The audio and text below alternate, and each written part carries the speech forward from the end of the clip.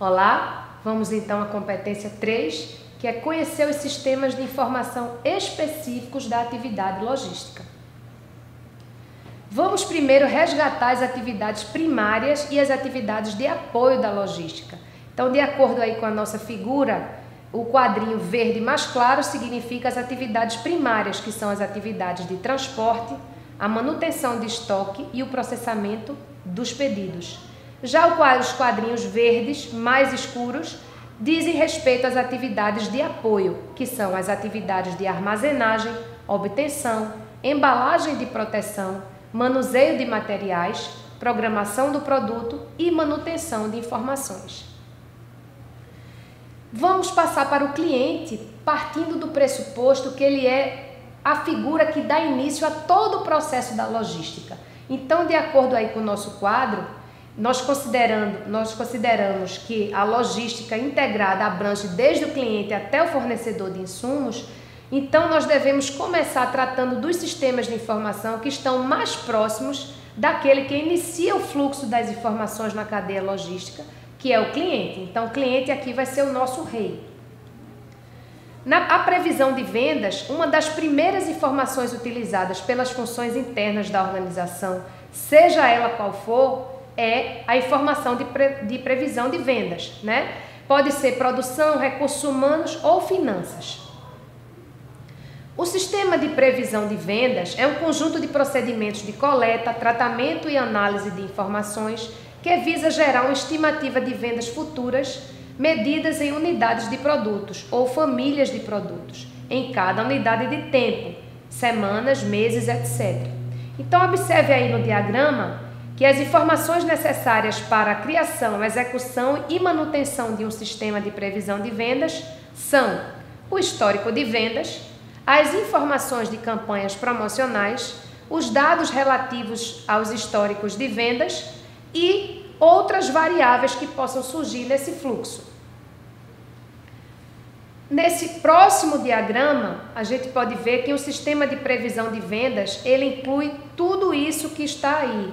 E ele pode ser composto por diversas partes, e não necessariamente todas elas farão uso dos mais elaborados cálculos estatísticos.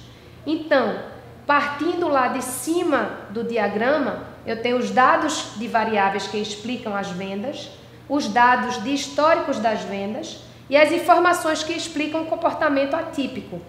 Tudo isso vai ser passado por um tratamento estatístico dos dados de vendas e outras variáveis, vai se desdobrar numa série de informações, desde informações da conjuntura econômica, dos clientes, da área comercial, de concorrentes e outras informações do mercado, que vão resultar numa reunião de previsão, comprometimento das áreas envolvidas e tratamento das informações disponíveis e vai gerar a previsão de vendas. Aí vamos entrar, mais propriamente dito, nos sistemas. Então, temos o primeiro sistema, o MPS, que é um sistema Planejamento Mestre da Produção.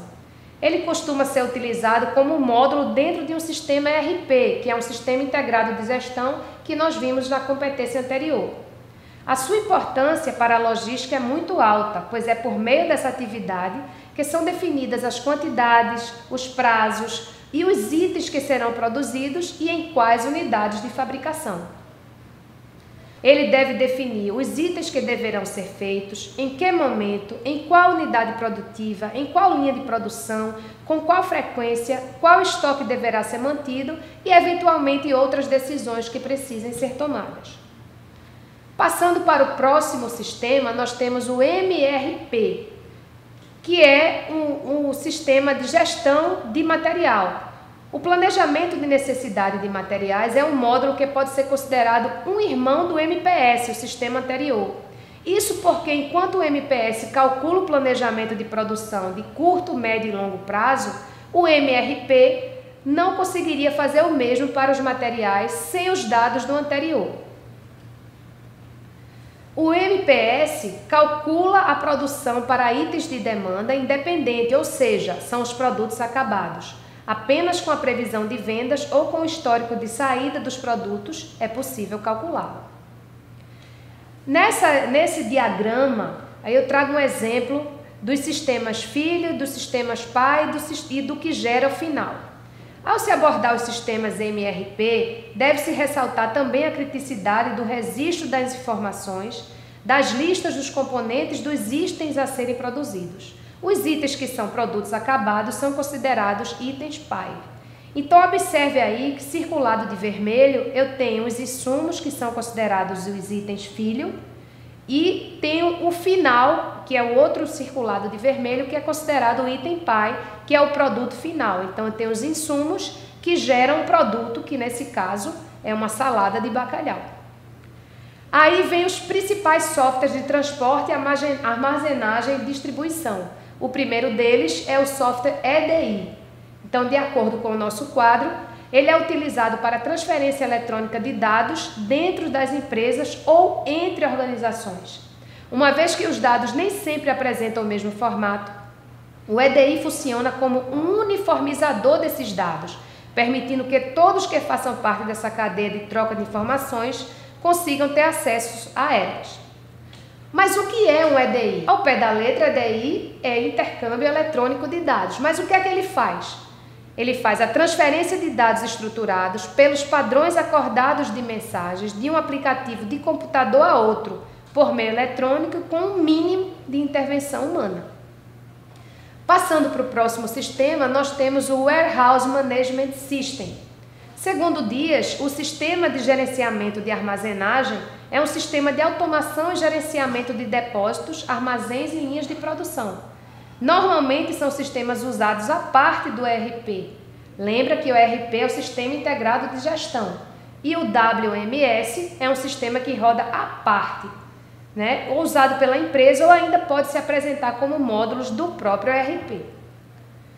Seguindo mais um pouco, nós temos o TMS, ou o Sistema de Gerenciamento de Transportes, que ele faz a gestão dos transportes do que vem do WMS, que é o sistema que foi visto anteriormente. É um software utilizado para a melhoria da qualidade e produtividade de todo o processo de transporte e distribuição. É também um roteirizador. O próximo sistema é o IMS. É um sistema que gerencia os estoques ou inventários. Nele são registradas e acompanhadas as informações de entrada e saída dos estoques e valor de compra. Também é sugerido por ele qual item deve ser movimentado primeiro, conforme as regras de FIFO, que ao pé da letra significa First In, First Out, que quer dizer quem entra primeiro e quem sai primeiro.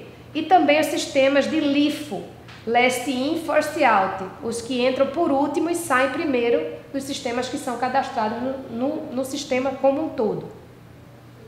O código de barras é um outro tipo de sistema, né, comumente utilizado e muito útil, muito famoso já o código de barras, e ele trata-se de uma aplicação de hardware que, por meio de colocação de códigos legíveis pelo computador, facilita a operação nos pontos de venda, expedição e também recebimento de mercadorias, pois permite a sua leitura pelo computador com o uso de um sensor.